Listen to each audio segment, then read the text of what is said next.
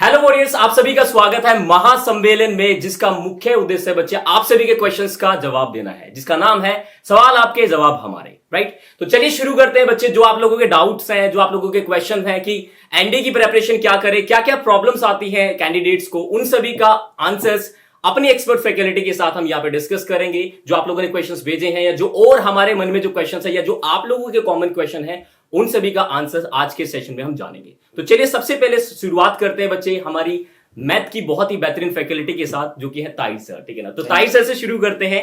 Sir, एक बच्चा है यहाँ पे मयंक चंदेल, वो पूछ रहा है सर मेरा मैथ्स बहुत वीक है, मैं बहुत कोशिश करता हूँ फिर भी नहीं हो पा रहा सर, तो प्लीज क्या कर सकते हैं। तो क्या नाम बताया सर आपने? मयंक चंदेल सर। मयंक चंदेल जी, मैं आपको बता देना चाहता हूं बेटा, सबसे पहले तो आपको ये थोड़ा सा क्लियर करना चाहिए था कि आपका बैकग्राउंड साइंस से है या आर्ट साइड से है। अब मैं दोनों को ही मुझे बताना पड़ेगा। जो साइंस वाले बच्चे हैं वो भी सुन सकते हैं और जो आर्ट साइड वाले हैं वो भी सुन सकते हैं। तो बेटा, जो आर्ट साइड वाला स्टूडेंट है उसने 11th 12th में जैसे मैथ्स नहीं पढ़ा है, तो वो क्या करे, वो कैसे अपनी तैयारी को अंजाम दे सकता है ताकि वो एनडीए में अच्छे खासे मार्क्स लेके आ सके। तो उसके लिए वो क्या करेगा बेटा, सबसे पहले एनसीईआरटी पकड़िए आप लोग, है ना, और एनसीईआरटी के एग्जाम्पल्स बनाना शुरू करिए।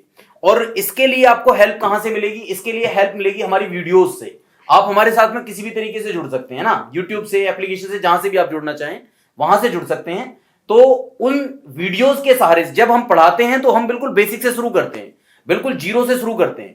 तो वो जीरो से लेकर लास्ट तक की जो सारी चीजें हैं ना, वो आपको हमारे यहीं से मिल जाएंगी, एग्जामपुर से ही। तो आपको उतनी खास दिक्कत नहीं आएगी उसमें। और एनसीईआरटी मैंने जो बताया है वो सबसे अच्छा माध्यम होता है। अगर साइंस साइड से हो तो फिर आपको क्या प्रॉब्लम आ रही है, आपकी कैलकुलेशन वीक है, आप बड़े क्वेश्चंस को नहीं लगा पा रहे हो, या फिर किस तरीके के क्वेश्चंस को नहीं लगा पा रहे हो, या कौन से पोर्शन को नहीं लगा पा रहे हो, उसके बारे में हम गहन चर्चा करेंगे। और भी बहुत सारे क्वेश्चंस होंगे, तो बच्चों को धीरे धीरे वो सारी चीजें पता चल जाएंगी कि भैया किस पोर्शन को किस तरीके से कितना टाइम देकर के उसको कवर किया जा सकता है, अच्छे तरीके से उसे सीखा जा सकता है। बिल्कुल, वो सारी चीजें। एक और बच्चे का क्वेश्चन है सर, भास्कर करके एक स्टूडेंट है, जो कि ये पूछना चाह रहे हैं कि सर एनडीए के लिए कितने घंटे पढ़ना जरूरी होता है।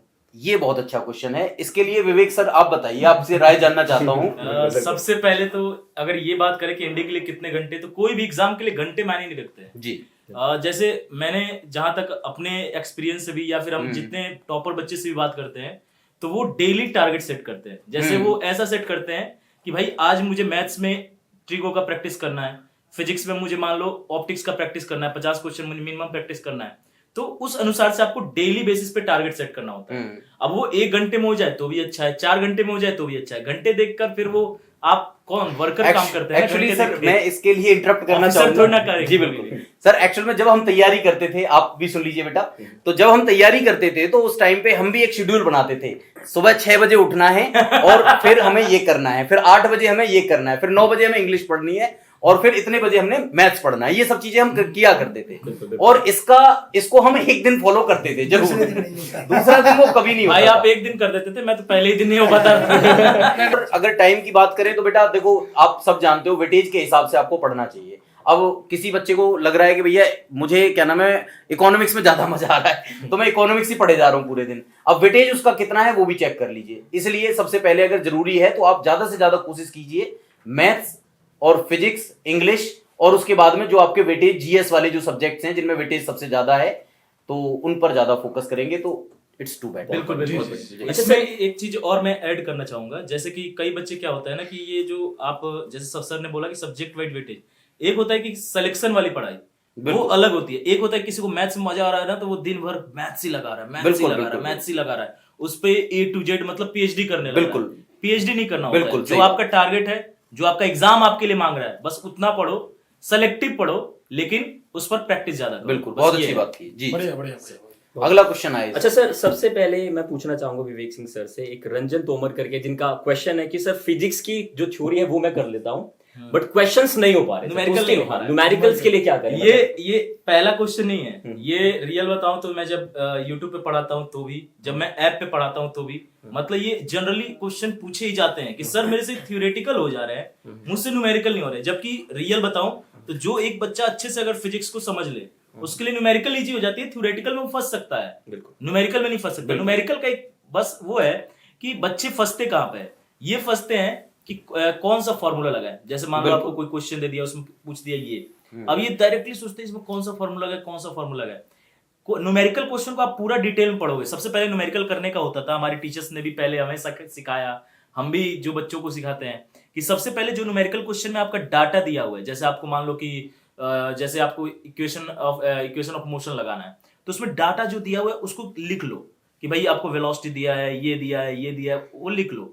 और उसके बाद देखो कि पूछ क्या रहा है, फाइंड दिस। अब उसमें देखो कि इसको निकालने के लिए इन 3-4 का कोई रिलेटेड चारों का ये फॉर्मूला है क्या, बस उस फॉर्मूले को लिखो, तुरंत उस पर सॉल्व कर लो। बिल्कुल। जब तुम्हें सारे फॉर्मूले याद हैं, जब तुम्हें पूरा थ्योरी याद है, फिर तो हो ही नहीं सकता कि न्यूमेरिकल फंसे। एक चीज मैंने देखी है सर, मतलब ज्यादातर जितने भी थ्योरी की हम बात करें, मतलब चाहे इंग्लिश हो, मैथ्स हो या फिजिक्स हो, जीएस जो भी है, मतलब काफी स्टूडेंट्स को थ्योरी कर लेते हैं, बट जब प्रैक्टिस की बात आती है ना, वो रिलेट नहीं कर पाते। तो वो मतलब बेसिकली मैं पूछना चाहूंगा आप सभी से, इसका एक रिव्यू देना चाहूंगा, उसके लिए हम क्या कर सकते हैं? मतलब स्टूडेंट जो है वो थ्योरी कर रहा है बहुत अच्छे से, चैप्टर कर रहा है, बात फिजिक्स की करे, मैथ्स की करे, जीएस की करे, किसी भी सब्जेक्ट की, इंग्लिश की बात करें, तो वो थ्योरी तो कर लेता है, बट जब बात करते हैं प्रैक्टिस की, क्वेश्चंस की, तो वो उसको उतना अच्छा प्रोडक्टिव नहीं कर पाता, कनेक्ट नहीं कर पाता। वो प्रॉब्लम क्या है? इसका जवाब मैं देना चाहूंगा। बिल्कुल सर। एक्चुअली में होता है ऐसा है, जैसे कि जब हम क्लास में पढ़ाते हैं, तो क्लास में पढ़ाते समय यहाँ पर बहुत सारे बच्चे होते हैं जो क्वेश्चन सॉल्व कर लेते हैं, बहुत सारे नहीं कर पाते हैं, तो वहां पर कंसंट्रेशन की कमी कुछ होती है सर। जी बिल्कुल। अगर वो सही से थ्योरी को समझ जाते हैं पूरी तरह से,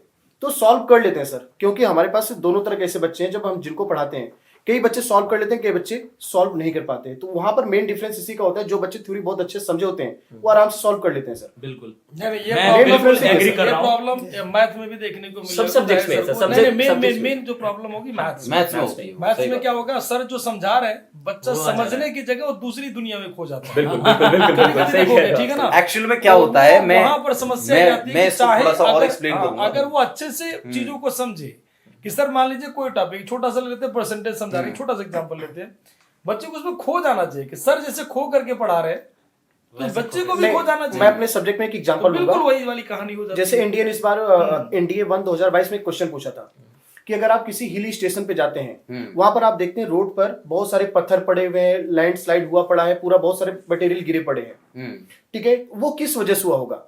अब क्लास में जब हम पढ़ाएंगे तो ये तो पढ़ाएंगे नहीं कि आप पहाड़ पे गए घूमने के लिए, वहां पर पत्थर गिर गया है, इस तरीके से नहीं पढ़ाएंगे। हम कॉन्सेप्ट को रिलेट करके पढ़ाते हैं, बिल्कुल ठीक है। अब जब कॉन्सेप्ट को रिलेट करके पढ़ाएंगे, अगर उन कॉन्सेप्ट का आप यूज करेंगे तो ऑटोमेटिक समझ में आ जाएगा कि वेदरिंग प्रोसेस से ये सारी चीजें होती हैं, ठीक है, वहां पर इरोजन हो रहा है, वहां पर डेन्यूडेशन हो रहा है, ये सारी चीजें अगर आप समझोगे तो ऑटोमेटिक समझ में आ जाएगा लाइन स्लाइड क्यों हुआ है। अब ये जब क्वेश्चन एग्जाम में पूछ लिया गया, जब हम उसको क्लास में एक्सप्लेन करते हैं, तब बच्चे सोचते सर ये तो बड़ा इजी था। बिल्कुल। जो बच्चे वहां पर क्लास में अच्छे से समझे होते कॉन्सेप्ट को, उन्होंने वो बनाकर भी आ गए, बट कई बच्चे बोले सर ये तो अजीब सा क्वेश्चन था। तो यहाँ पर जो डिफरेंस आया वो यही आया कि जब क्लास में बोलते हैं, ओवरऑल कंक्लूजन यही है कि तुम रटते हो या समझते हो। बिल्कुल। उस नॉलेज को आप कितने जगह पे अप्लाई करके भी देख रहे हैं। मैं कई बार क्लास में बोलता हूँ सर, कई बार क्लास में बोलता हूँ, अगर मैं जो क्लास में पढ़ा रहा हूँ, अगर आप इसकी पीडीएफ से बाद में नोट्स बना के पढ़ते हो, तो आपके पेपर में 50% क्वेश्चन भी बड़ी मुश्किल से ही होंगे। अगर आप लाइव क्लास अटेंड करते हो तो उसकी बात अलग होती है, क्योंकि हम क्लास में बहुत सारी ऐसी चीजें बोलते हैं जो बोर्ड पे लिखी हुई नहीं होती हैं। बिल्कुल। वो क्लास में लिंक करने के लिए होती है इस टॉपिक से उस टॉपिक को, और वो क्लास में रहेंगे तो ही समझ में आएगा, और तभी उस कॉन्सेप्ट के माध्यम से आप क्वेश्चन को सॉल्व कर पाओगे। बिल्कुल, ये चीज होती है। ये बात बहुत अच्छी कही। बच्चे क्या करते हैं, पीडीएफ ले लेते हैं, वो पता नहीं कौन से समय बचाने के चक्कर में लगे रहते हैं। बेटा वो जो समय हम दे रहे हैं ना आप लोगों को, वो आपके लिए इसलिए दिया जा रहा है ताकि आप और अच्छे तरीके से रिलेट कर सके चीजों को। अब आप पीडीएफ से पढ़ना शुरू कर देते हो, अब पीडीएफ से थोड़ी ना सारी चीजें मिल जाएंगी, वो लिंक करके ही चीजों को हम बहुत सारी बातों से लिंक करते हैं। तो चलिए नेक्स्ट क्वेश्चन पे आते हैं सर, काफी अच्छे रिप्लाईज मिल रहे हैं। नीतीश कुमार का यहाँ पे क्वेश्चन है सर, मुझे इंग्लिश में प्रॉब्लम है और सर पीवाईक्यूज में प्रॉब्लम आती है, तो सत्यदेव सर से बात करना चाहेंगे कि इसके लिए क्या कर सकते हैं सर, पीवाईक्यूज को कैसे कर सकते हैं? देखिए सर, जैसे अगर इंग्लिश की मैं बात करूं तो प्रीवियस ईयर क्वेश्चंस आप तभी कर पाएंगे जब आपका कॉन्सेप्ट क्लियर होगा। मेरा ऐसा मानना है। जैसे मैं बताऊं, अगर मैं इंग्लिश पढ़ाता हूं तो सबसे पहले अगर मैं डायरेक्ट इनडायरेक्ट पढ़ा रहा हूं या सब्जेक्ट वर्ब एग्रीमेंट पढ़ाया, तो पहले मैं उन्हें बताता हूं कि भाई जब दो सिंगुलर सब्जेक्ट जुड़ रहे हैं एंड से, तो प्लूरल वर्ब आएगी, देन हम उस पे पीवाईक्यू पे जाए। लेकिन होता क्या यहाँ पे, बच्चे को ये लगता है कि प्रीवियस ईयर क्वेश्चंस हमारे एग्जाम में आते हैं। बिल्कुल आते हैं, बिल्कुल सर। अगर आप वोकैब की भी बात करें तो ये 100% श्योर है कि आप 10 साल की अगर वोकैब कर ले तो पूरी वोकैब वहां से 80% आपको मिल जाएगी। लेकिन ग्रामर में क्या होता है, आपको वहां की उसकी थ्योरी समझनी होती है, उसके कॉन्सेप्ट देखने है ना।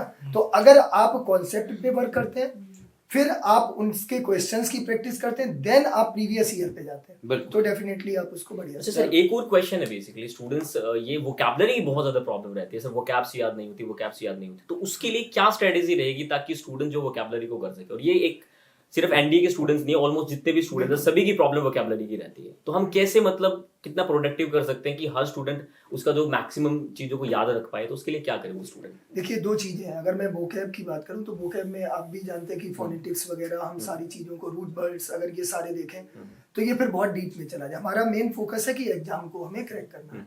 अच्छा, कुछ बच्चे ट्रिक से भी याद करते हैं, जैसे कैजुअल उन्होंने देख लिया, कैजुअल से काजोल बना लिया। तो वो एक वर्ड में या दो वर्ड में आप कर सकते हैं। मेरा जो पढ़ाने का तरीका है, मैं बताऊं, जो मैं अपनी लिए अप्लाई करता हूं पढ़ाने में, मैं जब भी वोकैब बनाता हूं, अगर मैंने सिनोनिम्स किसी बच्चे से पूछा कि भाई गुड का सिनोनिम क्या होगा, तो एक तो उसमें सिनोनिम होगा, 3 उसमें एंटोनिम होंगे, तो बच्चे को एक बार में वो 5 वर्ड याद होने, है ना। तो वोकैब को कहीं ना कहीं ट्रिक और प्लस हम जितनी प्रैक्टिस करेंगे, कहते हैं ना, practice makes the man perfect, तो तभी हम वो कर सकते हैं। बिल्कुल बिल्कुल। देखिए सर, काफी अच्छा बताया सर ने। देखिए, कोई भी चीज मैं आपको भी बताना चाहूंगा, क्योंकि बेसिकली अगर वोकैबुलरी में आप लोगों को प्रॉब्लम आ रही है, तो सबसे सटीक जो तरीका होता है ना किसी भी चीज को याद करने का, मैं तो थोड़ा टेक्निकल पढ़ाने की कोशिश करता हूँ, तो उसी के पॉइंट पे मैं बताना चाहूंगा। हमारा जो ब्रेन है बेसिकली वो वही चीजें याद रखता है जो रिपीट होती है, ठीक है ना। इसके लिए मैं हमेशा क्लासेस में एक जो साइकोलॉजिस्ट हैं हर्बन एबिंगस, उनकी बात करता हूं कि जो चीजें आसान हैं, जो चीजें रिपीट होती है, वही हम रिकॉल कर पाते हैं। तो ये जो टेक्निक्स है, जैसे कि आप लोगों ने देखा होगा निमोनिक्स की हम बात करते हैं, तो निमोनिक्स एक ऐसा मेथड जिससे हम लिंक करते हैं, बट वो लिंक उसी चीज से कर सकते हैं जो हम ज्यादातर रिलेट कर रहे होते हैं। जैसे कि एग्जाम्पल मैं कहता हूं कि स्नूटी, राइट। स्नूटी का मतलब होता है नकचड़ी। अब स्नूटी को आप स्कूटी से रिलेट कर लीजिए। अब जब जब वो पिक्चर आप लोगों के सामने आएगी, जब जब स्कूटी दिखेगी आप लोगों की, स्कूटी पर बैठी वो लड़की बड़ी नकचड़ी स्नूटी है, ठीक है। तो हम रिलेट कर सकते हैं। जितना ज्यादा रिपीट होगा ना, उतना ज्यादा वोकैबुलरी को कर पाओगे। और ये सिर्फ एक सब्जेक्ट की बात नहीं कर रहा हूं मैं जितने भी सब्जेक्ट की बात करूंगा, सिर्फ एक ही चीज याद रख पाती है, repetition, the power of repetition. और उन चीजों से लिंक करो जो आपकी प्रैक्टिकल लाइफ में ज्यादा रिपीट हो रही होती है, उन चीजों से लिंक करो, आप वोकैबुलरी कभी भूलेंगे नहीं। ये बहुत साइंटिफिक तरीका है वोकैबुलरी को याद करने का। चलिए, बहुत अच्छा आंसर दिया सर ने, अच्छा लगा। आगे अगर मैं बात करूं तो पॉलिटी का कुछ एग्जांपल है सर, मैं पॉलिटी का पूछना चाहूंगा कि काफी स्टूडेंट पूछते हैं कि सर, क्योंकि जीएस में मेनली है ना, तो स्टूडेंट कंफ्यूज हो जाते हैं कि सर कौन सी चीजें करें, हिस्ट्री ज्यादा करें, ज्योग्राफी ज्यादा करें, पॉलिटी ज्यादा करें। तो पॉलिटी के मैं ये आपसे पूछना चाहूंगा कि पॉलिटी के लिए कौन कौन से जो क्वेश्चन है वो सबसे ज्यादा इंपॉर्टेंट है, चैप्टर्स जो है, ताकि स्टूडेंट अच्छा स्कोर कर पाए जीएस के अंदर से। तो पॉलिटी के अंदर आप मुझे बताइए सबसे पहले। सर, पॉलिटी की अगर वेटेज की बात की जाए तो जब हम पिछले 15 से 20 साल के अगर क्वेश्चंस निकालते हैं तो हमको ये समझ में आता है कि उसका जो रेशियो रहा है वो 6 से लेके 15 तक के क्वेश्चन पूछे गए हैं। कभी 6 भी आए हैं, कभी 1 भी आया है, कभी 2 भी, और कभी 15 तक भी पूछे गए। और इसका सबसे सही तरीका है, जब हम पीवाईक्यू को देखते हैं प्रीवियस ईयर को, तो हमें एक आइडिया लग जाता है कि कौन कौन से टॉपिक्स हैं जो आपके यूपीएससी जिस पर ज्यादा फोकस करता है। जैसे कि आपका नागरिकता हो गया, इसके अलावा मौलिक अधिकार, फंडामेंटल राइट, एक बहुत इंपॉर्टेंट चैप्टर रहता है। डीपीएसपी हो गया, राष्ट्रपति पे से बहुत सारे क्वेश्चन आ जाते हैं, प्रेसिडेंट से, वाइस प्रेसिडेंट से। इसके अलावा जो जुडिशरी हो गया, तो ये कुछ ऐसे टॉपिक्स हैं आप जिन पे ज्यादा फोकस कर सकते हैं। इमरजेंसी हो गया, आपातकाल, संविधान में संशोधन हो गया, अमेंडमेंट। तो ये कुछ आप 7, 8, 9 टॉपिक्स आप अपने लिख सकते हैं कि ये सारे वो टॉपिक्स हैं जिसमें से आपके एग्जाम्स में से क्वेश्चन ज्यादा बनते हैं। उनसे संबंधित चीजें हैं, आप उस पर जब पढ़ाई भी कर रहे हो अपने पे, तो उन टॉपिक्स पे ही ज्यादा फोकस रखें जो टॉपिक्स एग्जाम के लिए भैया हॉट, ज्यादा हॉट। बिल्कुल। अब मैं आता हूं एक सबसे इंपॉर्टेंट क्वेश्चंस पे, ठीक है ना। जैसा कि आप जानते हैं कि हमारे यहाँ पे 2 फैकल्टी, एक फैकल्टी पर 2 स्किल रखते हैं, वो जो है हमारे सत्यदेव सर। तो बात करते हैं एसएसबी की, ठीक है। एसएसबी की बात करते हैं कि एसएसबी की तैयारी हम कैसे कर सकते हैं। तो सत्यदेव सर से जानना चाहेंगे, क्योंकि सत्यदेव सर ने पहले भी पढ़ा है एसएसबी, तो उससे हम देखेंगे कि सर एक जो स्टूडेंट है नॉर्मल, ठीक है ना, जो लोकल बैकग्राउंड से बिलोंग करता है, वो कैसे एसएसबी में जो है सक्सेसफुल रेट बढ़ा सकता है, सक्सेस हो सकता है, मतलब रिकमेंड हो सकता है। तो उसके लिए क्या करें, मतलब किस तरीके से स्टार्ट करे जो स्टूडेंट है? क्या रिटर्न के साथ साथ एसएसबी को तैयार करना चाहिए, या फिर रिटर्न क्लियर होने के बाद एसएसबी तैयार करना चाहिए? ये स्टूडेंट का जो क्वेश्चन है ना, बहुत ज्यादा कंफ्यूज रहते हैं। बिल्कुल। देखिए, यहाँ पे 2 चीजें हैं कि जैसे अगर हम एसएसबी की बात करें तो कहते हैं ना कि पहली सीढ़ी पार करने के बाद आपको दूसरी पर भी जाना होगा, तभी आप अपनी मंजिल तक पहुंच सकते हैं। तो रिटन और एसएसबी हमें पैरेलल में लेके चलनी होगी। पहली चीज होता क्या है कि एसएसबी एक बहुत डिफिकल्ट माना जाता है, क्योंकि 5 दिन का ये प्रोसेस है। 5 दिन में वो आपको कहते हैं ना, मनसा वाचा कर्मणा, आपके मन से भी आपके बोलने के ढंग से भी और आपके कर्म मतलब जो आप वर्क कर रहे हैं, फिजिकली वर्क कर रहे हैं, उससे भी मतलब आपकी चाहे लीडरशिप हो, चाहे पर्सनालिटी हो, चाहे आपका वे ऑफ कम्युनिकेशन हो, हर चीज को वो चेक करते हैं। ऑफिसर के लिए चाहिए। ऑफिसर मतलब वो आपके सारे OLQs जो भी ऑफिसर लाइक क्वालिटीज हैं वो 5 दिनों में चेक करते हैं। अब बात आती है कि उसकी हम तैयारी कैसे करें। जो अगर हम देखें तो सिटी से जो बच्चा है वो थोड़ा सा कहते हैं ना फ्रैंक होता है, लेकिन गांव के बच्चे में एक हेजिटेशन होती है कि sir I don't know how to speak in English. बिल्कुल है तो कहते हैं ना कि दिस इज ये एक बहुत बड़ा फोबिया है बच्चे के अंदर कि वहां पर केवल इंग्लिश मीडियम वाला बच्चा ही सेलेक्ट होता है। तो हमें यहाँ पे एक चीज लेके चलनी पड़ेगी कि जो गांव का बच्चा है उसको इंग्लिश स्पीकिंग पे अपने वर्क करे और रिटिन के साथ ही करे। फिर बात आती है कि हमें 5 दिन का जो प्रोसेस है हम उसकी तैयारी कैसे करेंगे। जैसे स्क्रीनिंग में है, हमें स्टोरी लिखनी है तो हम स्टोरी ज्यादा से ज्यादा प्रैक्टिस करें। हमें टेट हो गया तो उसमें आपको वर्ड्स वेट हो गया, उनकी आपको ज्यादा से ज्यादा प्रैक्टिस। SRT हो गया, सिचुएशन रिएक्शन टेस्ट। जैसे उन्होंने यही पूछ दिया कि आपकी माँ आपकी गर्लफ्रेंड दोनों नदी में डूब रही है, या आपकी माँ और आपकी वाइफ दोनों नदी में डूब रही है, आप किसे बचाओगे? सर किसे बचाओगे? सर ये फंसाने वाली जो चीजें अचानक से जाती है। मैं इसको कोरिलेट करूंगा।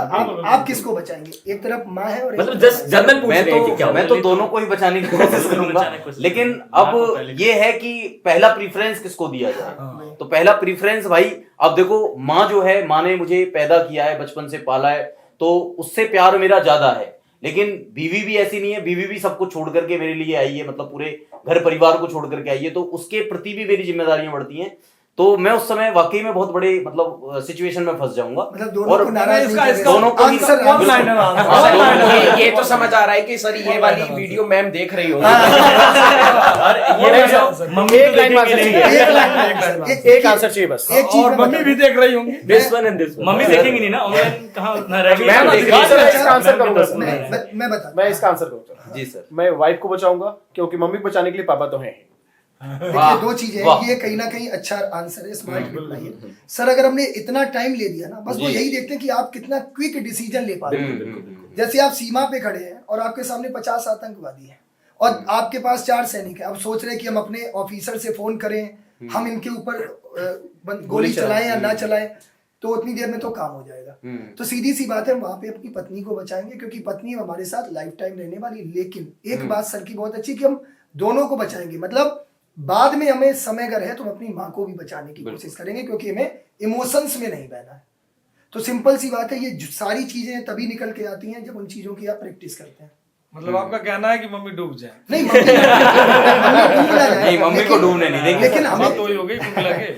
नहीं उसमें थोड़ा सा ये अलग सिचुएशन है, सब देखिए ऐसा होता सिचुएशन है मिलेगा कि वहां पे जो सिचुएशन है ना, वहां पे हमें ये देखना है। मैंने कहा ना कि आपके लिए कौन अच्छा, इसी क्वेश्चन को हम थोड़ा सा change ऐसे करते सर हैं। एक, जैसे मैं सिचुएशन रिएक्शन टेस्ट में हमेशा देखा हूँ, जैसे ऐसा होता है ना कि जो ऑफिसर लाइक क्वालिटी जो होती है ना, वो मतलब एक पैटर्न में आपको चलना होता है। जैसे आप मान लो आपको पता चला कि आपके बटालियन में ही आपका कोई सीनियर जो है वो किसी आतंकवादी से मिला हुआ है जी, आपको उस समय क्या करना चाहिए? आपका ऑप्शन रहेगा कि भाई मार देना चाहिए उसे, तो अधिकतर बच्चे कहेंगे अरे सर तुरंत मारो उसे, तुरंत मार देना चाहिए। ना। जबकि आप उसको फॉलो नहीं कर सकते। आपके हायर अथॉरिटी को आपको कंप्लेन करना है। एक प्रोसेस है जिसके अंतर्गत आपको चलना है उसके अंदर। अच्छा, तो नेक्स्ट क्वेश्चन पे चलते हैं। यहाँ पे नेक्स्ट क्वेश्चन है दिलखुश बिश्नोई का, जो कि पूछ रहा है कि हिस्ट्री और जियोग्राफी में क्या क्या पढ़े। तो सबसे पहले मैं अविनाश सर से पूछना चाहूंगा कि जियोग्राफी में सर क्या क्या इंपॉर्टेंट टॉपिक्स हैं, किस तरीके से स्टूडेंट कवर कर सकते हैं और क्या क्या प्रॉब्लम्स आती हैं जियोग्राफी में स्टूडेंट्स को, उन पे थोड़ा सा बताएंगे प्लीज। देखिए सर, बच्चों को मैं एक बात बताना चाहूंगा। पहली बात तो ज्योग्राफी का जो सिलेबस है काफी ज्यादा वाइड है, ठीक है। और ऐसा नहीं, मैं जब भी क्लास में पढ़ाता हूँ बच्चे यूट्यूब पे एप्लीकेशन हर जगह पूछते हैं कि सर इंपॉर्टेंट क्या क्या पढ़ें, लेकिन मैं उनको एक बात बोलता हूँ, ये यूपीएससी है। अगर आप प्रीवियस ईयर के क्वेश्चन को देखोगे ना, तो यहाँ पर कई बार वो रिवर माउंटेन सबसे क्वेश्चन पूरा का पूरा गायब भी कर देगा, कहीं और पूछ लेगा। अगर यहाँ पर मैं कोई आपको इंपॉर्टेंट टॉपिक बताता हूं तो मैं इस बात के लिए 100% गारंटी भी नहीं दे पाऊंगा कि 100% इसी टॉपिक से क्वेश्चन आएगा। अगर वो चीज मुझे 100% श्योर होगा तो मैं क्लास में वही पढ़ाऊंगा, फिर मैं अदर चीज पढ़ाऊंगा क्यों। और अगर आप पहले से ही एक इंपॉर्टेंट टॉपिक को दिमाग में रख लेंगे तो इसका मतलब आप बस वही टॉपिक पढ़ाएंगे, बाकी टॉपिक आप छोड़ दोगे। तो बेहतर है कि आप, अगर आपको अच्छा एक स्कोर करना है तो आपको सारी चीजें पढ़नी है। ये बहुत जरूरी है, ठीक है। और बाकी अगर फिर भी इंपॉर्टेंट टॉपिक अगर देखा जाए जो बार बार यूपीएससी पूछता है, जैसे कि लैंडफॉर्म हो गया, ठीक है, प्रेसिपिटेशन हो गया, डेन्यूडेशन हो गया, ठीक है, रिवर से रिलेटेड क्वेश्चन हो गए, माउंटेन से रिलेटेड क्वेश्चन हो गया, और कुछ छोटे टॉपिक जहां से फ्रिक्वेंटली पूछा जाता है, जैसे कि रेलवे जोन हेडक्वार्टर हो गए, जैसे कि अगर यहां पर हम बात करें मेजर पोर्ट्स हो गए, यहां से क्वेश्चन पूछे जाते हैं। तो ये कुछ इंपॉर्टेंट टॉपिक्स हो जाते हैं। बट फिर भी सर मैं ये बात रिकमेंड करूंगा बच्चों को कि ये इंपॉर्टेंट टॉपिक पे न जाने के बजाय बेहतर है कि वो सारी चीजों को पढ़ें। या फिर सर ये ऐसे यूपीएससी इंडियन प्रेडिक्ट नहीं कर ज्योग्राफी, सकते वर्ल्ड सर। ज्योग्राफी में कोई रेशियो हो कि इतना क्वेश्चन इंडियन ज्योग्राफी से आता है? देखिए इतना सर वर्ल्ड ज्योग्राफी मैं से बता आता रहा है? हूँ, मैं सबसे अच्छा एग्जांपल बता रहा हूँ, पिछले साल का पेपर। वहां पर मैं ऐसा नहीं कि इंपॉर्टेंट टॉपिक में जैसे हम सब बोलते हैं कि जैसे कि रिवर से क्वेश्चन हमेशा ही पूछा जाता है, लेकिन यूपीएससी ने क्या किया, रिवर से एक भी क्वेश्चन ही नहीं पूछा, माउंटेन से क्वेश्चन एक भी नहीं पूछा। उसने सारा का सारा क्वेश्चन, ठीक है, कंडक्शन से, प्रेसिपिटेशन से और पूरा पूरा डेन्यूडेशन से, लैंडफॉर्म से, इसी से पूरा क्वेश्चन पूछ लिया। पूरा इंडियन ज्योग्राफी गायब, क्वेश्चन ही नहीं आया सर वहां से। बस एक रेलवे जोन का हेडक्वार्टर का क्वेश्चन था और बाकी पूरे इंडियन ज्योग्राफी गायब है। और ये चीज हमेशा नहीं होता है, इसलिए, और ये यूपीएससी इसको प्रिडिक्ट करना इतना आसान नहीं है। तो मैं बेहतर ये रिकमेंड करूंगा सर कि पढ़ना वो सब कुछ, मतलब सारे टॉपिक पढ़े वो, ठीक है। बाकी लास्ट टाइम पे सजेशन के लिए मैंने उनको बता दिया, जैसे वो लैंडफॉर्म पढ़ सकते हैं, जहां से कंफर्म है 1-2 क्वेश्चन आएंगे, लेकिन 100% की गारंटी नहीं है। अच्छा सर, एक और क्वेश्चन है, बच्चे ने बुक्स के बारे में भी पूछ रहे हैं कि हिस्ट्री, पॉलिटी एंड जियोग्राफी कहाँ से करें। तो सबसे पहले मैं पूछूंगा कि जियोग्राफी का जो है कौन सा बुक सबसे बेस्ट रहेगा ताकि स्टूडेंट का जो है सिलेक्शन हो। देखिए सर, हाँ ये भी एक अच्छा क्वेश्चन है, बट इसके लिए एक चीज बताऊंगा। अब हमने भी ज्योग्राफी इतना पढ़ा, आज जो बच्चों को हम पढ़ाते हैं, हमने ज्योग्राफी पढ़ने के लिए बहुत सारी किताबों को पढ़ा है।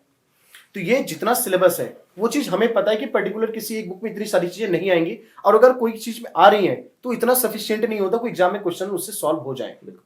ये चीज हम बहुत अच्छे से जानते हैं। तो हमने जो ये पढ़ रखा है इसके हिसाब से हम क्या करते हैं, एप्लीकेशन पे पढ़ाते हैं, यूट्यूब पे पढ़ाते हैं, ठीक है।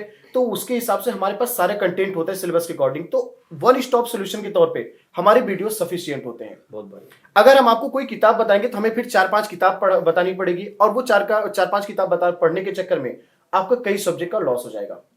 तो बेस्ट सजेशन मेरे लिए यही है सर कि वो किताब को ना पढ़ के वीडियो को फॉलो करें मेरे, ठीक है। उसके अलावा उनको कुछ भी नहीं पढ़ने की जरूरत है, क्योंकि हमने जो अभी तक पहले पढ़ा है उसमें साबित हमने किया है कि जो हम पढ़ाते हैं वहां से क्वेश्चन सारे फंसते हैं, ठीक है। और यहाँ पर फिर भी अगर बच्चे पढ़ना चाहें तो एनसीईआरटी को फॉलो कर सकते हैं। 6 से 12 तक की एनसीईआरटी, 11-12 एनसीईआरटी मेन है, जो एडवांस लेवल की थोड़ी सी है, जो उसे आप पढ़ के आप एग्जाम में क्वेश्चन सॉल्व कर सकते हैं, ठीक है। बट वो आपके पास इतना समय नहीं होता है कि आप इतनी सारी किताबों को बैठकर पढ़िए। बेहतर है कि आप जो है वीडियो को, टाइम इज मनी। बिल्कुल कम समय होता है, इतना समय नहीं होता। अमरिंदर सर से मैं हिस्ट्री के बारे में पूछना चाहूंगा। हिस्ट्री में कौन कौन से जो इंपॉर्टेंट टॉपिक्स हैं, या फिर क्या रेफरेंस देना चाहोगे, या विनाश सर जैसे कि बताया सर ने कि वही चीजें हैं कि बुक्स नहीं, टीचर्स को फॉलो कीजिए, उनको अच्छा। और मेरे को भी ऐसा ही लगता है देखो कि बुक्स जो है वो आपको उस लेवल तक मदद नहीं कर सकती जिस लेवल तक टीचर्स कर सकते हैं, क्योंकि टीचर्स का नॉलेज जो होता है वो डिफरेंट बुक से रेफरेंसेस होता है, वो अपने लेवल पे सेलेक्टिव रहता है, बिल्कुल सेलेक्टिव रहता है। और उनको वो एक्सपीरियंस भी होता है कि क्या चीजें आ सकती है, क्या चीजें नहीं आ सकती, क्या चीजें पढ़ने की जरूरत है, क्या चीजें पढ़ने की जरूरत नहीं है। बुक्स में सब कुछ होता है, तो जरूरी नहीं हो सब कुछ एग्जाम्स में। क्योंकि सर देखो, बुक में जो है इंडिया का सिलेबस नहीं दिया हुआ है, बिल्कुल। बुक में ओवरऑल पूरी ज्योग्राफी दी हुई है, पूरा हिस्ट्री दिया हुआ है, ठीक है। बट उसमें एनडीए के लिए क्या जरूरी है वो चीज हमें सिलेबस और ये टीचर बताता है। बिल्कुल सही कह रहे हो बात। तो ये सर अननेसेसरी एफर्ट नहीं जाएगा हिस्ट्री के लिए। तो एक बड़ी प्यारी सी लाइन है, सरफरोशी की तमन्ना ओहो माय गॉड। वाह, अब हमारे दिल में है, वाह। देखना है जोर कितना बाजुए कातिल में है। अरे वाह। तो डेफिनेटली है कि एनडीए के एग्जाम में कभी ऐसा नहीं हुआ है कि रिवोल्यूशनरी ए से क्वेश्चन ना पूछा हो। Oh my God. अच्छा, इसीलिए था सही। ये इसलिए था क्या? तो क्रांतिकारी युग तो पढ़ना ही पड़ता बिल्कुल है। बिल्कुल। एचआरए, एचएसआरए, जी। भगत सिंह, सुखदेव, राजगुरु, वो गांधी को एक बार छोड़ सकते हैं, जी। लेकिन इन्हें नहीं छोड़ सकते हैं। अब ऐसा नहीं गांधी नहीं, गांधी भी आपको पढ़ना है, लेकिन साथ में इन्हें तो जरूर लेके जाना सर है। ने तो फनी तो अंदाज वहां में से चीजें पूरा explain का कर पूरा दी। सवाल तो लेना ही लेना है। बिल्कुल। तो मॉडर्न हिस्ट्री का एरिया पहले से एक अनुमान था, जो प्रीवियस ईयर में डालोगे सबसे ज्यादा सवाल रहता है, लेकिन हाल के 2 सालों में बहुत सारा परिवर्तन आ रहा है। खास करके मिडिवल हिस्ट्री की बातें अगर हम लोग कर जी लें सर। तो यहाँ से क्वेश्चन थोड़े कम हो रहे हैं। अब एंशिएंट और मॉडर्न पे ज्यादा फोकस किया जा रहा है। मतलब अब एग्जाम से आ रहा है कि बाबर, हुमायूं थोड़ा कम हो, ठीक, गांधी को भी बढ़ाया जा रहा है, और भगत सिंह, सुखदेव, राजगुरु, इन पे भी फोकस किया जा रहा है, ठीक। लेकिन इसका मतलब ये नहीं कि उन्हें छोड़ना है। अकबर को कभी भी एग्जामिनेशन डिनाई नहीं करता है। अकबर से सवाल 100% रहना है। तो पोर्शन बहुत है पढ़ने के लिए। और हिस्ट्री का एक ऐसा है कि अगर बच्चों को एक लाइन में हम कहें हिस्ट्री में क्या नहीं पढ़ना है, तो हिस्ट्री में बच्चों को वर्ल्ड हिस्ट्री छोड़ के जाना चाहिए। एक लाइन क्यों? क्योंकि एक सवाल आता है और वो भी गारंटी नहीं होता है। मोस्टली देखा गया तो अमेरिकन रिवॉल्यूशन या तो फ्रेंच रिवॉल्यूशन, तो उनमें सबसे बढ़िया ऑप्शन होता है कि आप उस एरिया को छोड़ दो। कहते हैं ना, मुट्ठी भर बाजरे के लिए मैं पूरे हिंदुस्तान की बादशाहत खो देता। ये लाइन है शेर शाह सूरी का, कि जब उसने जो है राजस्थान के रजवाड़ों पर आक्रमण करना शुरू किया तो देखा यार यहाँ तो मैं लड़ भी रहा हूँ, लड़ी रहा हूँ, फिर भी सफलता नहीं मिल रही है। तो बोला यार पूरा हिंदुस्तान हमारे अंडर में है और एक छोटा सा राजस्थान का एरिया के चक्कर में पूरे बादशाह खो देता। तो ये उसका स्टेटमेंट था। तो वही चीज है कि यहाँ पर इतने सारे सब्जेक्ट है और NDA एक बहुत ज्यादा क्वेश्चन के subject है। चक्कर में एनडीए में पूरे विश्व का इतिहास पढ़ोगे तो सब कुछ बर्बाद हो अच्छा, जाएगा। एक मैथ्स चीज, कब पढ़ोगे? सर मैं एक प्रश्न पूछना बिल्कुल सर, चाहता 2, 4, हूं। 10 तो मेरा अनुभव है, बिल्कुल, बिल्कुल, मैंने सही। एनडीए दिया है ना, तो कॉन्फ्रेंस तक भी पहुंचा।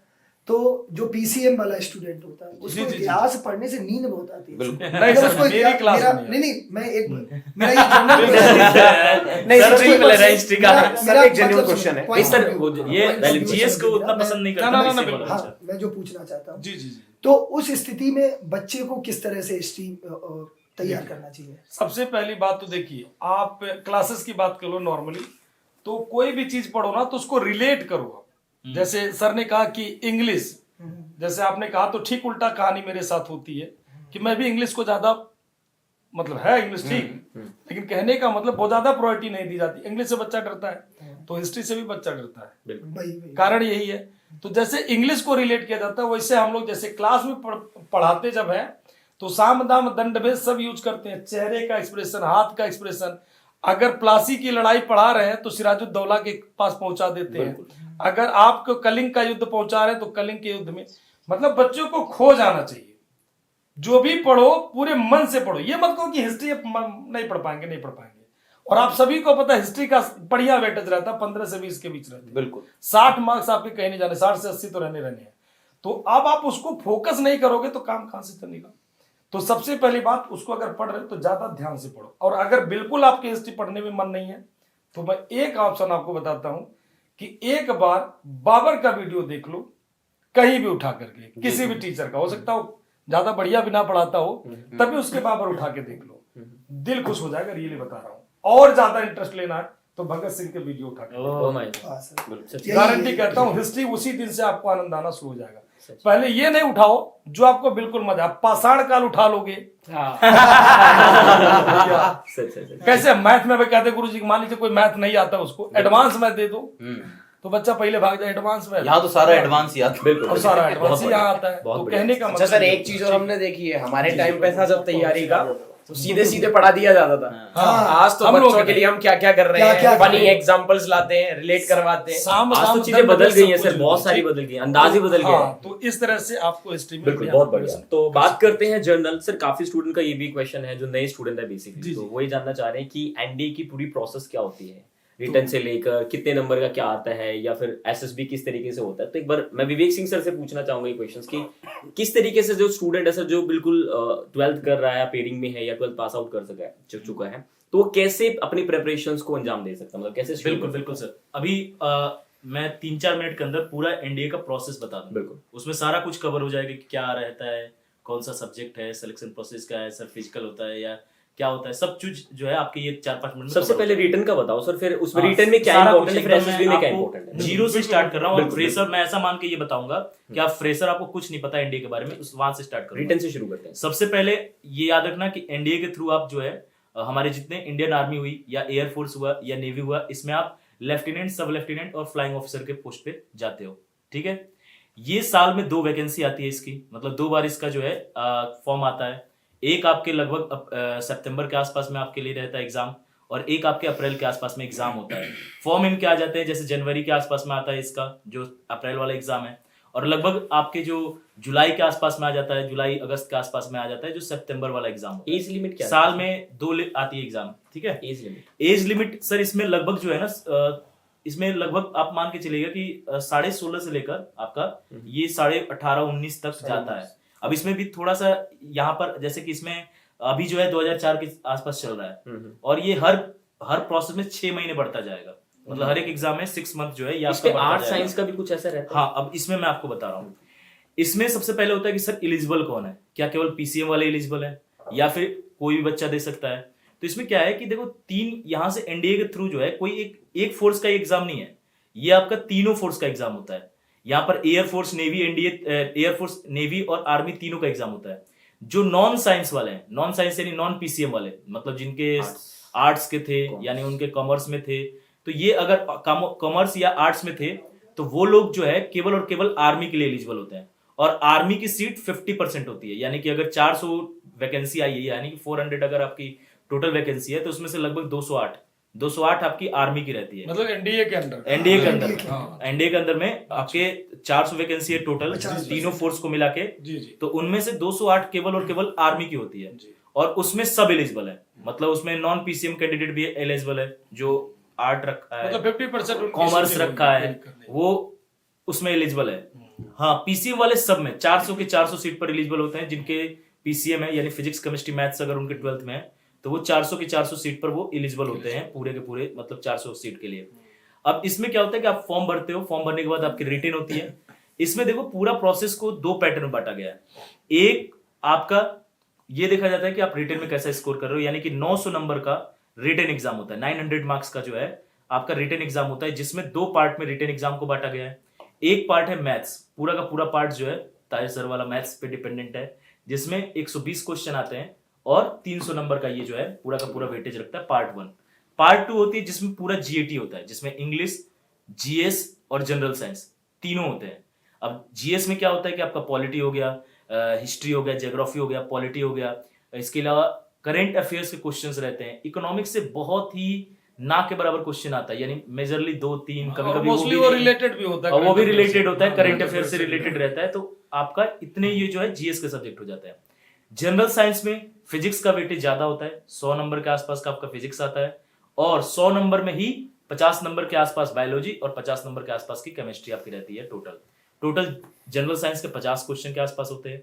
सेम 50 क्वेश्चन के आसपास पूरा जीएस का होता है, ठीक है। और सेम 50 क्वेश्चन जो है आपका इंग्लिश का होता है, जो कि 200 नंबर का होता है। अगर मेजरली अगर मैं वेटेज के अनुसार से बांट दूं तो 300 नंबर का आपका आता है मैथ्स, 200 नंबर की आती है इंग्लिश, 100 नंबर का आता है आपका फिजिक्स और आपके 100 नंबर की आती है जीएस और आपके 100 नंबर की आती है बायोलॉजी और केमिस्ट्री। यानी ऐसे पूरा 900 नंबर का जो है बटा होता है। 900 नंबर आपका पूरा रिटन एग्जाम होता है।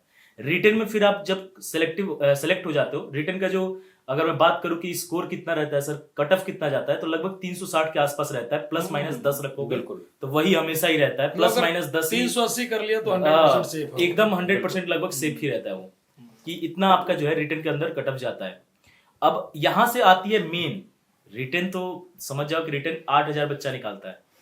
8000 बच्चा टोटल फॉर्म अगर मैं बात करूं तो लगभग 5 लाख के आसपास भरे जाते हैं, ठीक है, 5-5.5 लाख, जिसमें से अपेयर होते हैं बच्चे 3 लाख के आसपास रिटर्न देते हैं और उनमें से 8000 बच्चे रिटर्न निकालते हैं। 8000 में से भी एसएसबी के अंदर मात्र 400 बच्चे सिलेक्ट होते हैं, मतलब 500 के आसपास रिकमेंड होते हैं, सेलेक्ट 400 के आसपास होते हैं, ठीक है।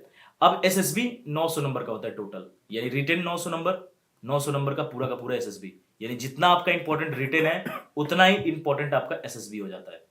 और एसएसबी के अंदर आपके अंदर पूरा ऑफिसर लाइक क्वालिटी देखी जाती है। यहां पर फिजिकल का कोई रिलेशन नहीं है, मतलब आप सोचते हो कि वहां पर दौड़ाया जाएगा, ये किया जाएगा, वो सारा कुछ जो है केवल एसएसबी के अंदर आपका वो सारा चेक कर लेंगे। वो आपको करा के स्पेशली 6 मिनट का रेस्ट नहीं देंगे, लेकिन वहां पर उनको सब पता चल जाएगा कि तुम्हारे अंदर कैसी क्वालिटी है। वहां पर जितने ऑफिसर है वो आपके एसएसबी पैटर्न, आप एसएसबी जब दोगे तो वहां पर सब उनको पता चल जाएगा। उसके बाद आपकी फाइनल मेरिट आती है, फिर आपका फाइनल जब आपका आ जाता है, एसएसबी से रिकमेंड होकर आते हो वहां से, तो उसके बाद आपका मेरिट फाइनल कंबाइन आता होके है। बनती है क्या? हाँ, ये कंबाइंड मेरिट जो है आपके 1800 नंबर पे बनती है और वो भी लगभग 720 प्लस माइनस 20 रहता है, फाइनल 730 के आसपास, अगर 750 के आसपास अगर एक है कि एक हाँ, तो एक 100% टारगेट हाँ, 750 बना करके चलना। 750। लेकिन यहाँ पर है ना कि सर अगर रिटेन में ये लोग स्कोर अच्छा कर सकते हैं, एसएसबी में स्कोर करना एक डिफिकल्ट टास्क होता है। रिटेन में मैं कहूँ कि आप अगर 6 मंथ बहुत अच्छे से पढ़ो 500 स्कोर कर सकते हो, रिटर्न के अंदर। बिल्कुल। लेकिन अगर मैं कहूँ कि एसएसबी के अंदर तुम कितना भी मेहनत कर लो, 500 प्लस स्कोर करना इम्पॉसिबल टाइप का हो जाता है। मतलब रेयर कभी ऐसा हो जाए, वहां पर आप बहुत ही कम स्कोर। इसलिए हमें रिटर्न में ज्यादा मार्क्स लेके तो आने हैं। इसीलिए हमें रिटर्न को ज्यादा मतलब मार्क्स लाना होता है, और एसएसबी के लिए अभी से ही आपको ऑफिसर लाइक क्वालिटी जगाना होता है। बच्चे का मेन फेलियर का स्टेज कहां से आता है? बच्चा पहले सोच लेता है ना कि हम पहले केवल रिटर्न के बारे में सोचता है, क्योंकि सर रिटर्न आप तो निकाल लोगे, आपको तो फाइनल वर्दी पहनना है। एसएसबी की जो क्वालिटी होती है वो हैबिट है सर। अगर एक ऑफिसर मैं बोलूं कि आज मुझे तुम जाओ मेरी बाल कटा दो, मुझे अच्छा ड्रेस दे दो, तो मैं ऑफिसर थोड़ी ना बन जाऊंगा। वो तो अंदर एक हैबिट आनी चाहिए ना मेरे, ऑफिसर लाइक सोचने की, ऑफिसर लाइक बोलने की, उसके तरह बिहेव करने की।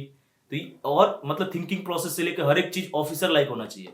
तो उसके लिए एक प्रोसेस है। आपको जब से आपने मन में सोचा कि आप एनडीए के लिए तैयारी कर रहे हो, तब से आप ऑफिसर की तरह काम करना स्टार्ट कर दो। बिल्कुल। आप सबसे पहले अपनी कम्युनिकेशन स्किल्स को सही करिए। आप इसलिए कि सर एसएसबी बोर्ड के मतलब एसएसबी बोर्ड में साफ ये बोला जाता है कि अगर आप इंग्लिश नहीं बोल पाते हो तो एसएसबी बोर्ड आपका कोई हेल्प नहीं करेगा। इंग्लिश वहां पर मस्ट है, आपकी स्पीकिंग इंग्लिश होनी चाहिए, लैंग्वेज स्पीकिंग इंग्लिश होनी चाहिए। वहां पर आपको इंग्लिश में ही एसएसबी देनी है। तो ये मतलब चीजें हैं कि SSB आपको पहले से ही बच्चा तैयार पहले से ही अपने अंदर बिल्कुल, वो चीजें रखे, दोनों के लिए पहले से ही मेहनत करना स्टार्ट कर दे, रिटर्न के लिए और एसएसबी के लिए। एक क्वेश्चन ये मेरे दिमाग में आ रहा है questions- सर, एक क्वेश्चन दिमाग में आ रहा है कि एसएसबी में क्या ऐसा भी है कि क्या मिनिमम कुछ मार्क्स मिलेंगे चाहे कितना भी खराब हो एसएसबी? नहीं सर, वहां पे तो ऐसा ही स्क्रीन आउट ही हो जाओगे पहले ही। ये अच्छा, वाली के ये लिए एक इस सवाल बात के मुझे लिए सैम सर के लिए आ रहा है कि सैम सर, अच्छा मान लीजिए कोई बच्चा रिटर्न कर लिया और उसके बाद एसएसबी करना, तो उसकी क्या स्ट्रेटजी होनी चाहिए? देखो मेरा ये मानना है, भी मैं क्वेश्चन अगर मान लीजिए कर लिया, हाँ, मैं भी सत्यदेव सर से क्वेश्चन है मेरा पर्सनली, मैं पूछना चाहूंगा। जैसे कि सर आप जानते हैं कि मैक्सिमम स्टूडेंट जो रिटर्न को क्लियर करते हैं और सक्सेस जो रेशो है एसएसबी के अंदर वो इतना कम क्यों है? क्या मतलब कोर रीजन क्या है उसका? मतलब वो जो रीजन है वो कोर रीजन क्या है, क्यों इतना मतलब कम परसेंटेज आता है? क्या प्रॉब्लम है स्टूडेंट की जो सेलेक्ट नहीं हो पाते हैं, वो मैं जानना चाहूंगा स्टूडेंट। देखिए, दो चीजें हैं। मैंने जो अपना भी एक मैं यहाँ पे अनुभव साझा करना चाहूंगा। कई सेंटर्स पे तो सर ऐसा होता है कि एक भी बच्चा सेलेक्ट नहीं हुआ। हाँ, एक भी रिकमेंड नहीं होता। देखिए सीधी सी बात है, मैं वही चीज कह रहा हूँ कि बच्चे को वो 5 दिन में पूरी तरह से आपको जज कर लेंगे कि आपके अंदर ऑफिसर लाइक क्वालिटी है कि नहीं है। अब बात आती है कि इंग्लिश की कोई भी चीज है, जैसे आपने स्टोरी लिखी तो आपको स्टोरी तो इंग्लिश में लिखनी पड़ेगी ना। बिल्कुल सही कह भाई आपने एसआरटी लिखी, सिचुएशन रिएक्शन, इंग्लिश में ही तो लिखेंगे ना। वहां पे आप जब स्टोरी नरेट कर रहे हैं तो आप वहां पे हिंदी में नहीं बोलेंगे, आप इंग्लिश में बोलेंगे। हाँ, लेकिन इतना जरूर है, एक चीज मैं यहाँ पे कहना चाहूंगा कि जैसे कोई यूपी बोर्ड का बच्चा, अभी अपना बच्चा एक सेलेक्ट हुआ है, अब उस दिन जो इंटरव्यू देने आया था डायरेक्ट टीएस में गया है, तो उससे भी जब बात हुई तो वही होता है कि अगर बच्चा यूपी बोर्ड का है तो वो हिंदी यूज कर सकता है, ऐसा नहीं है कि उसको इंग्लिश में ही बोलना है। लेकिन पूरी तरह से इंग्लिश या हिंदी में ही बोलना ये थोड़ा सा डिफिकल्ट होता है ना। अब बात आती है कि एसएसबी में इतने ज्यादा क्यों बच्चे बाहर होते हैं, सीटें उनको 350-400 ही लेनी है। बिल्कुल ठीक है, उन्हें बच्चे उतने ही सेलेक्ट करने हैं। इवन आप इस बात पे भी यकीन करिए कि ऐसा कई बार होता है कि 400 में 200 सीटें ही भर पाती हैं, 200 खाली चली जाती हैं। उनका सीधा कहना है कि हम अगर 400 वैकेंसी निकाली है तो ऐसा नहीं है कि हमें 400 सेलेक्ट करने, हम 200 करेंगे लेकिन हम उसी को करेंगे, कॉम्प्रोमाइज नहीं करते। सीधी सी बात। मैं आपको अगर बताऊं, एसएसबी इलाहाबाद, एसएसबी मैसूर और एसएसबी भोपाल, इनमें सबसे ज्यादा टफ है इलाहाबाद। इलाहाबाद में 2% 3% एसएसबी का रेशियो रहता है, केवल 2% 3%। तो सीधी सी बात है कि आपको पहले से प्रिपेयर करना पड़ेगा, पहले से आप उसमें जुट जाइए। स्टोरी अगर आप बना रहे हैं तो वहां पे स्टोरी आपको पॉजिटिव बनानी है। जैसे अगर आपको कोई पिक्चर दिखाएगी कि लड़का रूठा बैठा है, लड़की रूठी बैठी है, तो हमारी सोच वहां पहुंचती है, निगेटिव पहुंचती है, लेकिन हमें उसे भी पॉजिटिव करना है। मतलब जो इंसान दिख रहा है, आप अपने आप को हीरो हमेशा नहीं बनाएंगे, और हीरो हारता भी है।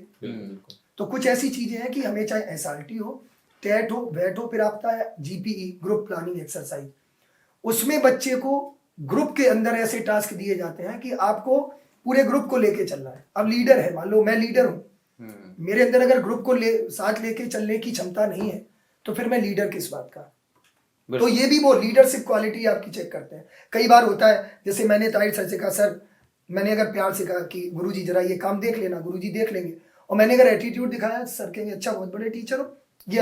अब इसका मतलब आपके अंदर लीडरशिप क्वालिटी मेरे अंदर नहीं है। तो वो लीडरशिप क्वालिटी भी चेक करते हैं, आपका पेशेंस भी चेक करते हैं। कॉन्फ्रेंस में जब बच्चा जाता है उसको 2-2 घंटे बाहर बिठाए रहते हैं, फिर उसके एक्सप्रेशन कहते हैं ना, एसएसबी थोड़ा सा मैं टाइम लूंगा क्योंकि ये बहुत महत्वपूर्ण पार्ट है।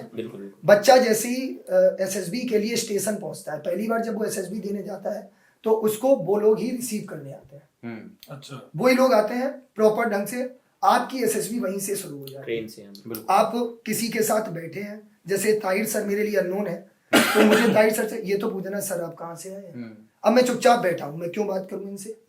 तो वो ये भी देखते हैं कि क्या आपके अंदर वो सोशलिज्म है भी या नहीं है, कि आप कॉम्प्लिकेटेड है, है ना, सामाजिकता है कि नहीं, आप लोगों से घुल पा रहे हैं कि नहीं, इंट्रोवर्ट्स वगैरह। हाँ, इंट्रोवर्ट एक्सट्रोवर्ट वो सारी चीजें आपके अंदर वो बिल्कुल। आप जैसे ही वहां पहुंचे डॉक्यूमेंटेशन के लिए बुला रहे हैं, हो सकता है आपको 40 मिनट तक आपको खड़ा किए रहे, अब आप पड़ोसी से कह रहे हैं यार ये कैसा एसएसबी सेंटर है, बस उन्होंने वहीं से नोटिस कर लिया आपको जरूर। और एसएसबी में आप फर्स्ट डे से लेके 5th डे तक जो भी कर रहे हैं, हर किसी का अपना एक नंबर होता है। आपके अगर सबसे ज्यादा देखें तो बच्चा फंसता है स्क्रीनिंग में, जब वो स्टोरी लिखता है फर्स्ट डे, स्टोरी वो अगर उसने निगेटिव बना दी तो समझ लो वहां से वो चीजें खत्म हो गई। तो ये चीजें हैं कि सिंपल सी बात है, वो आपको पूरी तरह से निचोड़ लेते हैं वहां से, चाहे ग्रुप डिस्कशन हो, चाहे आपका कोई भी टास्क हो, आप अगर उसमें 100% हैं तभी वो आपका सिलेक्शन करेंगे। तो एसएसबी आपको अच्छे से तैयार करें। काफी का बहुत अच्छा सर ने एक्सप्लेन किया, देखो सारी प्रोसेस बता दी जो भी चीजें थी। तो जनरली मतलब जो मैंने भी देखा है, मैं अपनी बेस पे भी बता सकता हूँ कि मैक्सिमम स्टूडेंट जो है गांव देहात का प्रेपरेशन करता है एनडी की, अगर हम देखें बिल्कुल मैक्सिमम। तो सबसे ज्यादा जो प्रॉब्लम है, क्योंकि जैसे कि सत्यदेव सर ने स्टार्टिंग में भी एक बात बोली थी कि गांव का जो बच्चा है ना वो थोड़ा दबा दबा होता है, फ्रैंक नहीं होता है, उसका कम्युनिकेशन इतना अच्छा नहीं होता है, इंग्लिश अच्छा नहीं होता है, बल्कि बोल भी नहीं पाता है, हेजिटेट भी होता है हिंदी की भी अगर हम बात करें। तो मैं तो ये कहना चाहूंगा कि हम लोग अपनी डिग्रीज पे बहुत इन्वेस्ट करते हैं, अपनी स्किल पे इन्वेस्ट नहीं करते हमारे इंडिया की अगर मैं बात करूं तो। बिल्कुल। तो सबसे पहले तो मैं ये कहना चाहूंगा कि अगर आप कुछ भी करना चाह रहे हैं लाइफ में, अपने ऊपर जरूर इन्वेस्ट कीजिए, जिसको कहते हैं कम्युनिकेशन। बोलचाल तो हमें आनी ही चाहिए, चाहे वो हिंदी की अंग्रेजी दुनिया की कोई भी भाषा हो, बोलचाल हमें आनी चाहिए। अगर हम बोल सकते हैं, जो बात इंग्लिश की हो हिंदी की, वो बात की बात आती है। तो सबसे पहले बोलना सीखिए, क्लासेस ज्वाइन कीजिए, चीजों को जो है बेटर बनाइए। बहुत सारे आज के टाइम में बच्चे ऑनलाइन भी है, ऑफलाइन भी, आप कहीं पे भी जाके ज्वाइन कर सकते हैं। तो अल्टीमेट देखोगे, जैसे कि पीपीडीटी की बात बताई सर ने, हिंदी में नहीं लिख सकते, हिंदी में नैरेट भी नहीं कर सकते, नैरेशन भी नहीं होगा। तो अल्टीमेट हमें एक चीज पता चलती है कि इंग्लिश इंपॉर्टेंस रखता है, राइट, वो चीज है। लैंग्वेज मतलब है, नो डाउट। हाँ, हिंदी में बोल सकते हैं बीच में, बट देन फिर we have to come back on in English, आना पड़ेगा बाद में। तो काफी अच्छे रिप्लाई थे। अच्छा सर, मैं ताहिर सर से पूछना चाहूंगा, सर काफी स्टूडेंट का ना ये रिप्लाई आ रहे हैं कि सर मैं मैथ्स में बहुत वीक हूँ, मैं मतलब मैथ्स नहीं कर पा रहा हूँ। मेरे पास जैसे वैसे मैसेज भी आते थे तो स्टूडेंट बोलते थे सर मैथ्स नहीं हो रहा है, बाकी सब कुछ हो जा रहा है। तो वो स्टूडेंट क्या करे जिसका मैथ्स बहुत वीक है? मैं पर्सनली बताऊं तो मेरा भी स्कोर अच्छा नहीं रहा मैथ्स में, स्कूलिंग में अगर मैं बात करूं तो मतलब ऐसा क्या करे वो स्टूडेंट जो मतलब अच्छा स्कोर कर सके मैथ्स में?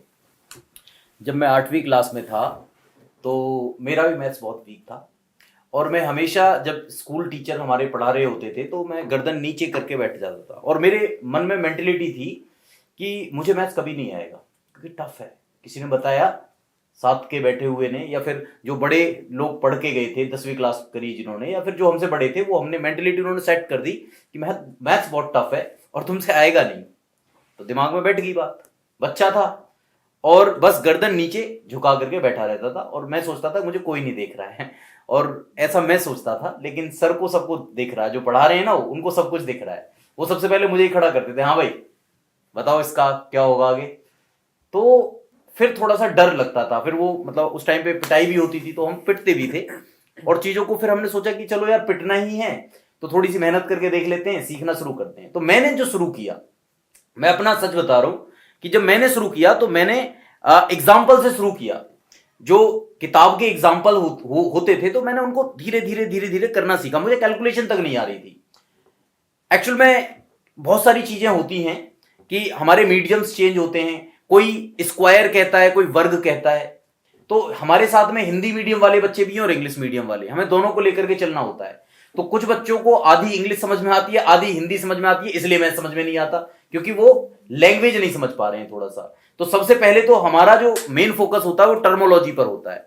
तो टर्मोलॉजी आप अपनी क्लियर कर लीजिए, उस वर्ड को इंग्लिश में भी सीखिए और हिंदी में भी सीखिए। दूसरी बात, आप एग्जाम्पल से ही शुरू करिए, जो आपके बेसिक एग्जाम्पल हैं। ऐसा नहीं सोचना है कि आपको डायरेक्टली वो क्वेश्चंस करने जो प्रीवियस ईयर में आए हुए क्वेश्चन है। जैसा कि सत्यदेव सर ने भी बोला था कि आप डायरेक्टली प्रीवियस ईयर के क्वेश्चन के करने के चक्कर में लग जाते हैं। तो आपको सबसे पहले फॉर्मूले, कंसेप्ट पर फोकस करना है, जो पढ़ाया जा रहा है उस पर फोकस करना है। और हमारे जो पढ़ाने का जो वे है ना, वे ऑफ टीचिंग जो है हमारा भी बिल्कुल बेसिक से ही है। हम बिल्कुल जीरो से शुरू करते हैं आप लोगों को, बिल्कुल जीरो से, जहां से मतलब एक छोटा बच्चा जिसको मैथ्स बिल्कुल भी नहीं आता, बस उसे कैलकुलेशन करना आता है, जिसको जोड़ना, घटाना, गुणा भाग करना आता है, उस बच्चे को भी मैथ समझ में आएगा।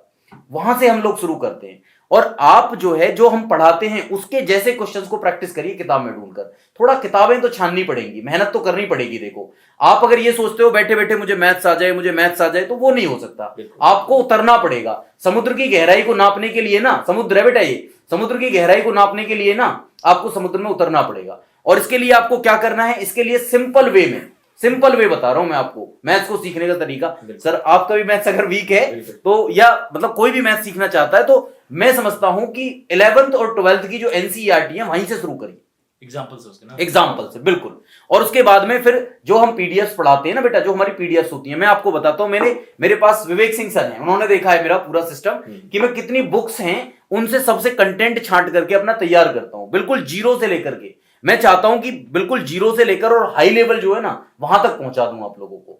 तो पूरी मेहनत हम लोग करते हैं। तो हमारी पीडीएफ ही पढ़ लीजिए, इतनी सारी डीपीपीज हैं, आपको किसी किताब को पढ़ने की जरूरत नहीं पड़ेगी, विद सॉल्यूशंस आप पढ़ सकते हैं बेटा। बहुत कोई बढ़िया टेंशन सर ने वाली आंसर्स बात किया। देखो ये तो मैं भी मैं बताता हूँ आपको सर, मेरे साथ क्या होता है ना, मैं सभी को बताना चाहूंगा। मैं गवर्नमेंट स्कूल्स का पढ़ा हूँ अप टू 12th जी। तो एक थ्योरी बन चुकी है कि गवर्नमेंट स्कूल मतलब एजुकेशन नहीं, पढ़ाई नहीं, मैथ्स नहीं, ये बहुत सारी चीजें इस तरीके की सुनने को मिलती हैं। तो ये मैं भी बता देना चाहता हूँ सर, मैंने भी हम मतलब ऑलमोस्ट हमने सबने तो चीजें मतलब ये चीज देखी जाती है कि सर गवर्नमेंट स्कूल मतलब इंग्लिश तो दूर दूर तक नहीं, मैथ्स दूर दूर तक नहीं, हिंदी मीडियम, ये कुछ ऐसी चीजें देखी हैं। तो मेरे को आज भी याद है कि मैं जब 6th स्टैंडर्ड में था, मुझे हिंदी भी पढ़नी नहीं आती थी, इंग्लिश भी पढ़नी नहीं आती थी। ये सच में बोल रहा हूँ, सच बता रहा हूँ। I was unable to read a single word, मतलब एक सिंगल वर्ड पढ़ना नहीं आता था मेरे को।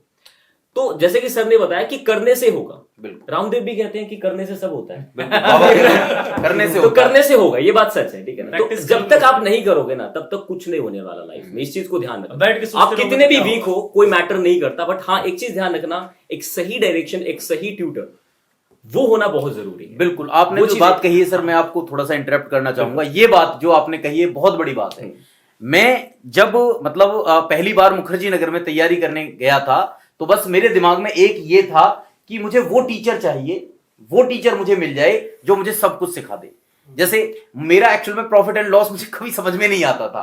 एक्चुअल में तैयारी जो सीडीएस की थी, एनडीए का तो अपना निकल चुका था, तो सीडीएस की तैयारी करने गया था, तो प्रॉफिट एंड लॉस में मेरा बड़ा फंसता था। तो मैं सोचता था मुझे ऐसा कोई टीचर हो जाए, मिल जाए कि जो मुझे प्रॉफिट एंड लॉस सिखा दे। कोई नहीं मिल पाया बेटा, कोई भी नहीं मिल पाया। मैंने मेहनत करी, खुद से उसे सीखा, और सीखने के बाद में मैंने ये रियलाइज किया कि मैं ही मेहनत नहीं करता था, सब कुछ सब अच्छा पढ़ाते थे, एकदम अल्टीमेट लेवल पर पढ़ाते थे। इतनी देर से मैं सर सारी बातों पे सुना और मुझे एक लाइन उसकी समरी समझ में आई जी सर, कि सबसे पहले हमें अपना माइंडसेट बदलना। बिल्कुल बिल्कुल बिल्कुल, सबसे बड़ी बात, इंपॉर्टेंट है, माइंडसेट सबसे पहले, यही एक चीज है सर। और फिर हम अगर चीजें टफ नहीं हो रही है तो हम पहले इजी से शुरू करें, फिर टफ पे जाएं। देखो कोई भी चीज करना मतलब कॉन्फिडेंस का गेम है। किसी भी चीज को कर सकते हो, अगर ये एक्सेप्ट कर रहा है ना कि चीजें आसान है, तो ऑटोमेटिकली इंटरेस्ट बनने लगता है। स्टार्टिंग से यही कहना है कि मैं कर सकता हूँ, मैं कर बस सकता हूँ। बस बिल्कुल बिल्कुल positive. I think I can, I think I can, हमने भी पढ़ी थी 9th क्लास में एक बिल्कुल कविता। बिल्कुल, ये बहुत पॉजिटिव बात है। मतलब इस चीज को देखते हैं तो सिंपल सी बात है कि मानना पड़ेगा, फिर ठानना पड़ेगा, बिल्कुल। फिर करना पड़ेगा, बिल्कुल इसमें एक बिल्कुल शायरी सही याद आ है। गई, है ना? हाँ बिल्कुल। है ना? इस पे एक शायरी याद आ गई कि जब आंखों में अरमान लिया, जब मंजिल को मंजिल को अपना अपना मान लिया, तो है तो मुश्किल क्या आसान क्या, जब ठान लिया तो ठान लिया।